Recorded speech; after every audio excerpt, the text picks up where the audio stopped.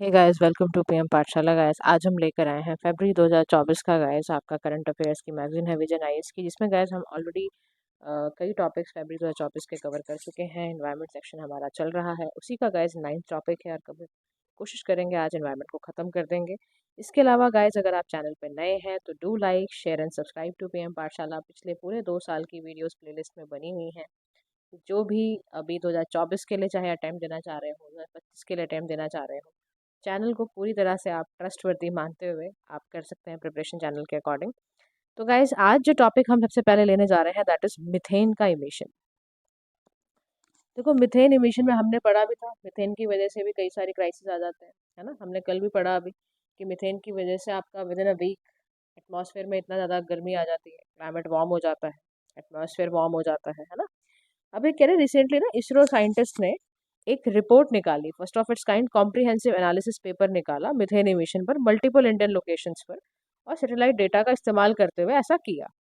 ठीक है। अब ये कह रहा है क्योंकि हाई ग्लोबल वार्मिंग पोटेंशियल है इसके अंदर, मिथेन के अंदर, तो मॉनिटरिंग सोर्स लोकेशन भी ज़रूरत है हमें जानने की।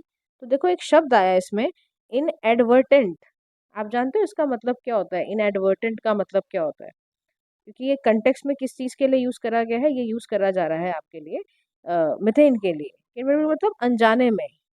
अनजाने में मतलब कि आपका अल्टीमेटली अगर सिनोनिम यूज़ करो इसका तो अनइंटेंशनली, एक्सीडेंटली बहुत ज़्यादा मॉनिटरिंग लोकेशंस पे जाके चेक करना पड़ेगा क्योंकि बहुत वार्म करती है ये। तो स्टडीज़ का जो डेटा निकल कर आया, नासा की टीम थी, उसने एक डेटा निकाल के दिया, earth surface mineral dust source investigation. और ऐसे ही यूरोपियन स्पेस एजेंसी का भी सेंटिनल F5P ट्रोपमी करके डेटा निकल कर आया।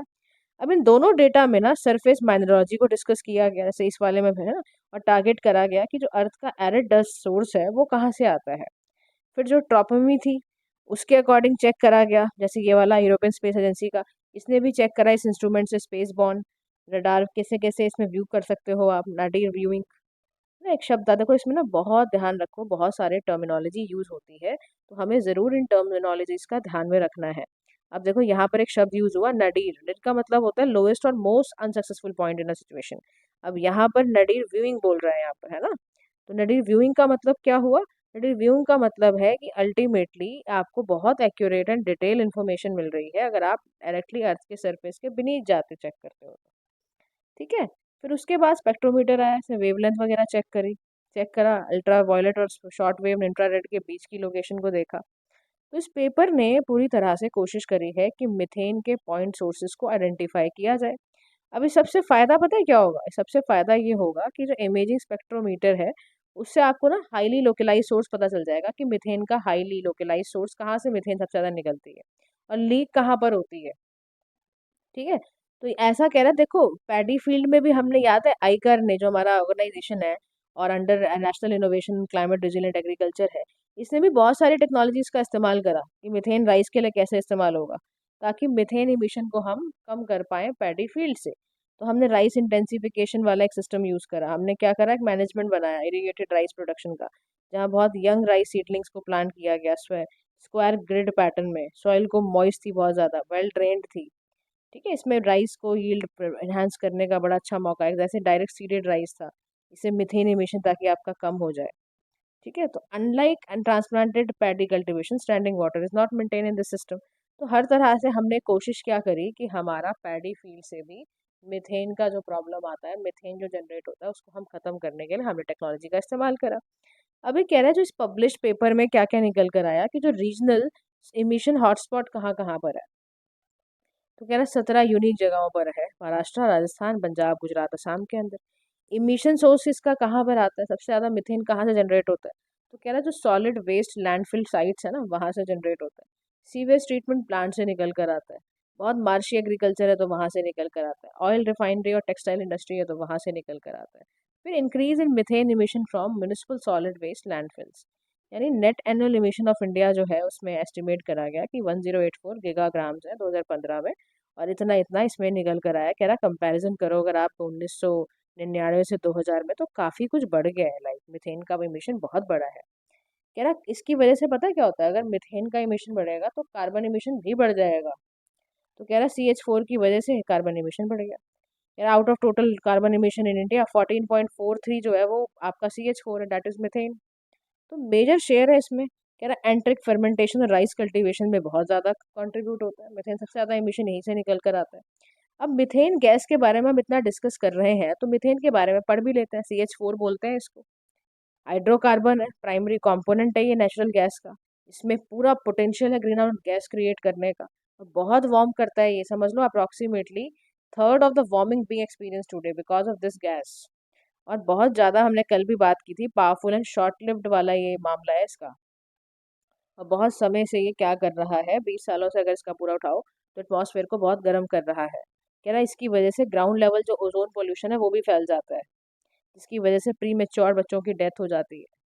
कह रहा है इसकी वजह से देखो कितना नुकसान है, इकोसिस्टम नुकसान हो रहा है, क्रॉप प्रोडक्टिविटी रिड्यूस हो रही है।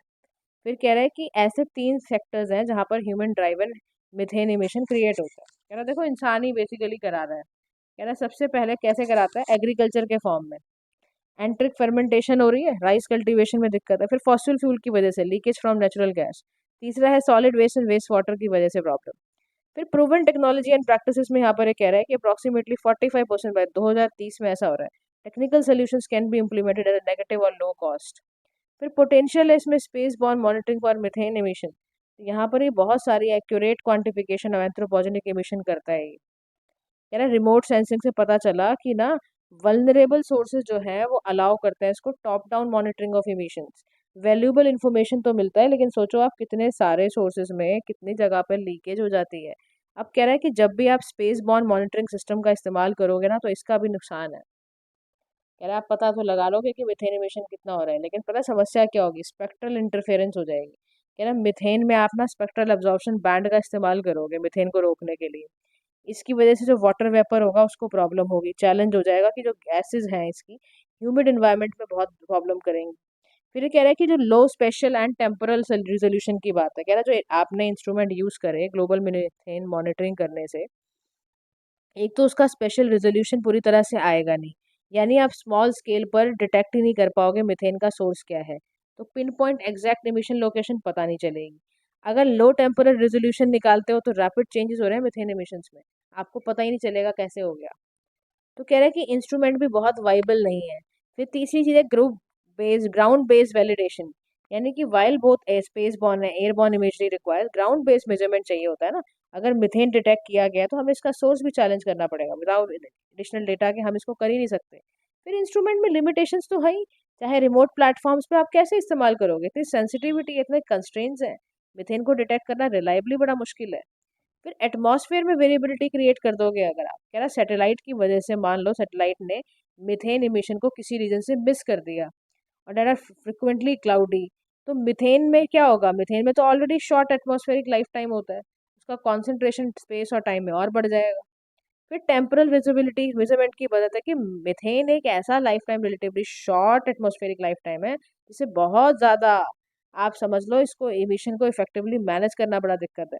तो कह रहा बैकग्राउंड अगर आप मिथेन कॉन्सेंट्रेशन का देखोगे ना तो देखो मिथेन जो है आप जानते हो पूरे एटमॉस्फेयर में है, डिटेक्ट करना उसका लोकलाइज्ड उसका इंक्रीज कितना हो रहा है बैकग्राउंड लेवल से उसको पूरा डिटेक्ट करना बड़ा चैलेंजिंग काम है, क्योंकि बहुत जगह जगह पे बहुत छोटा छोटा इमिशन हो रहा है, वो कैसे जांच करोगे।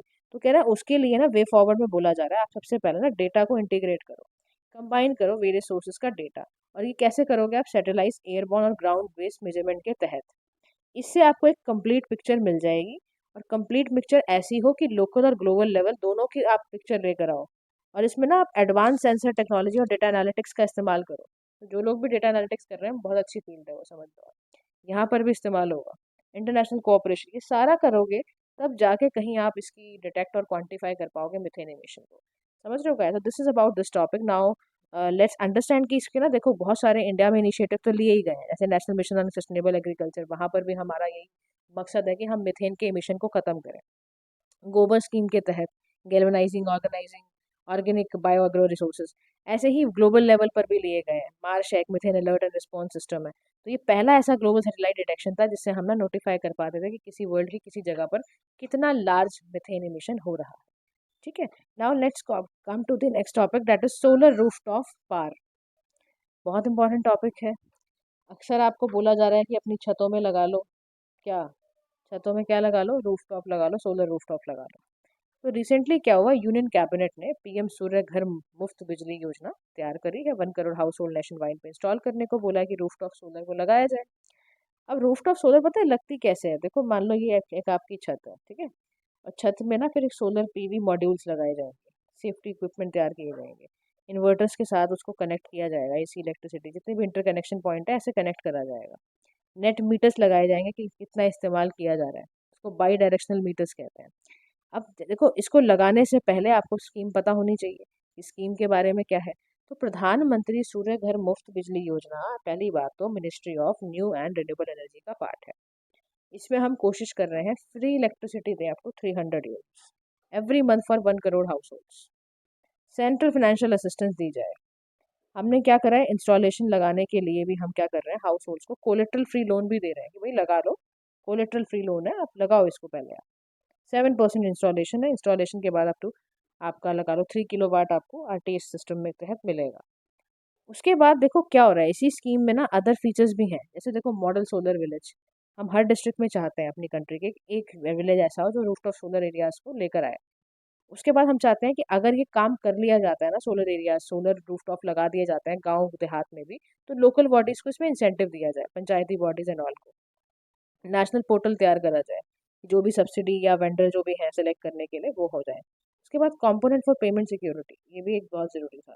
फिर ऐसे कई अदर अनदर इनिशिएटिव्स भी हैं जिससे कि आपकी प्रमोट हो जाए सोलर एनर्जी। तो देखो इसमें प्रधानमंत्री किसान सुरक्षा सुरक्षा एवं उत्थान महाअभियान है, ठीक है, ऐसी सोलर पार्क स्कीम भी है हमारी। हमने सोलर एनर्जी को अट्रैक्ट करने को इन्वेस्टर्स के लिए हमने करा है। हमने पीएलआई लगा रखा है, प्रोडक्शन लिंक्ड इंसेंटिव, ताकि हम ज़्यादा से ज़्यादा मैन्युफैक्चर करें सोलर एनर्जी को, राइट। तो ये सारी बातें हैं। अब उसके बाद ये क्या है कि देखो पीएम सूर्य घर मुफ्त बिजली योजना की इंपॉर्टेंस पता है क्या है? आप 1 करोड़ फैमिलीज का 15,000 करोड़ हर साल बचा लोगे इलेक्ट्रिसिटी बिल। सोचो कितना कॉस्ट एफिशिएंसी है। फिर आप इनकम जनरेट करोगे, कह रहा कैसे, कह रहा हाउस होल्ड इनकम नहीं अर्न करेगा, जब आप सरप्लस अपना जो पार होगा इलेक्ट्रिसिटी डिस्ट्रीब्यूशन कंपनीज को सेल करके वो इनकम भी कमा सकते हैं। फिर तीसरा फायदा ये होगा इस स्कीम के तहत कि आपका सोलर कैपेसिटी जैसे एक्सपेंड हो जाए तो उससे भी आप फायदा उठा लो। जॉब क्रिएशन अलग से होगा, EV charging and entrepreneurship opportunity यहाँ पे वेंडर्स को मिलेगी। फिर सिग्निफिकेंट रिडक्शन होगा, समझ लो आप 700 मिलियन टन CO2 आपका खत्म होगा। और इंडिया का जो सेल्फ रिलायंट बनने का सपना है वो पूरा होगा, मेक इन इंडिया फुलफिल होएगा। फिर अबाउट सोलर रूफटॉप सिस्टम अगर आप समझते हो तो रूफटॉप सोलर पैनल्स एक तरह का फोटोवोल्टिक सेल है। पैनल्स लगाए जाते हैं बिल्डिंग ऑफ द रूफ पर, फिर उसको मेन पावर सप्लाई के साथ कनेक्ट कर दिया जाता है। सोलर मॉड्यूल होते हैं, सोलर इन्वर्टर होता है, कुछ कंपोनेंट्स होते हैं, केबल तारे वारे होती हैं, और सनलाइट एनर्जी कैप्चर करती है और उसको फिर कन्वर्ट कर देती है इलेक्ट्रिकल एनर्जी में। इंडिया के अंदर इतना पोटेंशियल तो है देखो कि हर रेसिडेंशियल हम 2.7 गीगावाट एनर्जीज को हम इंस्टॉल करके लगा सकते हैं। और देखो सबसे ज़्यादा गुजरात में हमारे पास रूफटॉप सोलर इंस्टॉलेशन है। गुजरात के अंदर 82% कंट्री का पार्ट है जहाँ पर सोलर रूफटॉप लगा हुआ है। उसके बाद महाराष्ट्र राजस्थान के अंदर है। लेकिन देखो सोलर रूफटॉप लगाना तो अच्छी बात है, हमने बड़े सारे पॉइंट पढ़े इससे, लेकिन इसके कई सारे चैलेंजेस भी हैं। सबसे पहला चैलेंज है ग्रिड इंटीग्रेशन का, ग्रिड स्टेबिलिटी का। यानी कि मान लो कुछ क्लाइमेटिक फैक्टर आ गए, टेम्परेचर है, सोलर इरिटेशन है, डायरेक्टली सोलर की एनर्जी आ ही नहीं रही है, तब क्या करोगे? कह रहा हाई कॉस्ट लगेगी इसकी रिसर्च एंड डेवलपमेंट करने में, मैन्युफैक्चरिंग इंफ्रास्ट्रक्चर को तैयार करने में बहुत पैसा लगेगा। इवन कई बार ऐसा हो सकता है कि आपको इंपोर्ट करना पड़े कंट्रीज से, तो क्या करोगे? फिर डिस्कॉम का पार्टिसिपेशन कम ही हो जाएगा, उनको लगेगा भाई हद है, हमें तो बिल, जब हमारे बिल ही रिड्यूस कर दिए तुमने तो हम क्यों करें इसमें पार्टिसिपेट। फिर लो नेट मीटरिंग, लोग क्या करेंगे, poor and piecemeal implementation अगर नेट मीटरिंग का हुआ तो रोड ब्लॉक होगा। नेट मीटरिंग अरेंजमेंट अगर आप ठीक ढंग से नहीं कर पाए तो कस्टमर को मिल ही नहीं पाएगा सरप्लस एनर्जी का। और डिस्ट्रीब्यूशन लाइसेंसिंग अगर फेल हो गए तो फिर आप ऐसे ही नहीं कुछ कर पाओगे। फिर अवेयरनेस की समस्या बड़ी है, लोगों के पास ना देखो असिमेट्री वाली इन्फॉर्मेशन है, नॉलेज नहीं है स्पेसिफिक प्रोडक्ट के बारे में। तो कह रहे लोग लगाने में भी बड़े इच्छुक नहीं होंगे कि हम क्यों लगाएं, क्योंकि पूरी नॉलेज नहीं है इसके बारे में। तो समझ रहे हो, इसी का मतलब है कि वे फॉरवर्ड में हमें कुछ ऐसा करना पड़ेगा, तो टाइम बाउंड अप्रूवल देना शुरू करते हैं। फिर थर्ड पार्टी इंस्पेक्टर जो है वो इंस्पेक्शन भी करे जहाँ पे भी लग रहा है, कोई चैलेंजेस आ रहा है तो उसको डील करे, इंप्रूव करे ग्रिड इंफ्रास्ट्रक्चर को, मॉडिफाई करें नेट मीटरिंग पॉलिसीज को ताकि अच्छे से हम उसको इंस्टॉल कर पाए, और सिंगल विंडो फैसिलिटी हो इंटायर इकोसिस्टम में। सोलर पावर को डिप्लॉय करने का, फोटोवोल्टिक सेल लगाने का एक सिंगल विंडो सिस्टम हो, उसके तहत ये काम हो जाए, मल्टीपल जगह पे ना जाना पड़े, तो ये काम आपका बड़ी आसानी से हो जाएगा। तो गाइज अभी हम इतना ही करते हैं, क्लाइमेट रेजिलिएंट फार्मिंग वाला टॉपिक हम इवनिंग तक करेंगे। Thank you so much for listening, do like share and subscribe to PM Pathshala. Have a nice day to all.